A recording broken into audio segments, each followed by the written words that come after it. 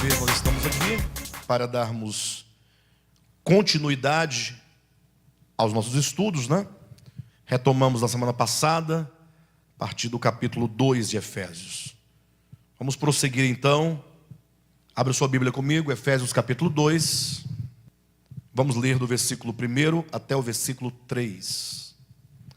Ele vos deu vida, estando vós mortos nos vossos delitos e pecados, nos quais andastes outrora, segundo o curso deste mundo, segundo o príncipe da potestade do ar, do espírito que agora atua nos filhos da desobediência, entre os quais também todos nós andamos outrora, segundo as inclinações da nossa carne, fazendo a vontade da carne e dos pensamentos, e éramos por natureza filhos da ira, como também os demais.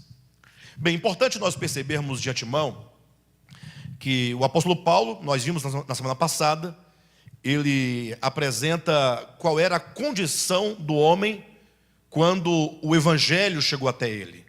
Quando o homem é alcançado pelo evangelho, que ele recebe vida, e nós entendemos que esse receber vida, deixamos claro na semana passada, implica o acender da lâmpada do espírito humano em relação à alma, né? Ou seja, o espírito humano ganha uma função real, direta no indivíduo sobre a sua alma, é quando ele começa efetivamente o seu processo de iluminação. É certo que essa vida que nós ganhamos, Paulo sempre fala numa dimensão consumada em Cristo, mas que na nossa experiência é um crescimento de vida, é como uma semente.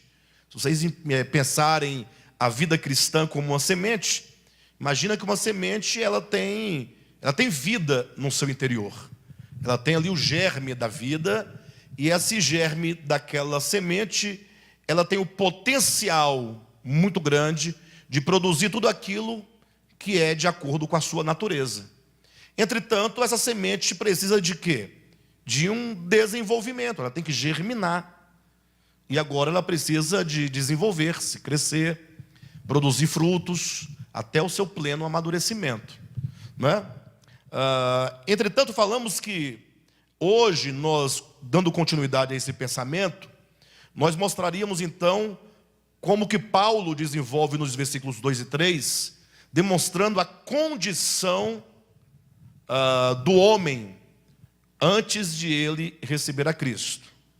Tá bom? Nós dizíamos, é como que tirar um raio-x do homem, da alma humana, da mente humana, da consciência humana, do coração humano, para que assim a grandiosidade da salvação fique evidenciada. Ou seja, percebe-se a grandeza da salvação, percebe-se a beleza e grandeza do evangelho quando se percebe sobre o que o evangelho atuou.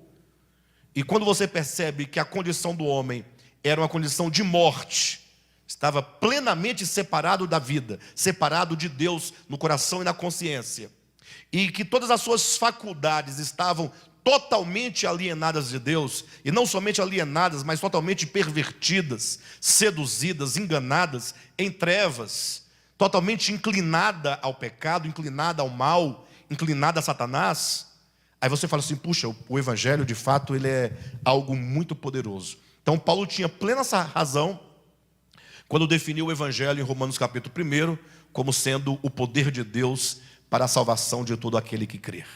Então veja bem que nós temos aqui nos versículos 2 e 3 algo interessante, que no versículo 2 ele diz, nos quais andastes outrora. No versículo 3 ele diz, entre os quais também todos nós. Observa que ele muda aqui os pronomes. Primeiro ele diz, nos quais andastes outrora. Vós andastes outrora. Vocês. No versículo 2 ele diz, entre os quais, entre vocês, a quem eu descrevo, nós também andávamos entre vocês. E esse nós, portanto, aqui já aponta para um outro grupo. Então a hermenêutica de Efésios é exatamente falar de uma condição geral de toda a humanidade. ora apontando para os gentios, vós, ora apontando para os judeus, nós.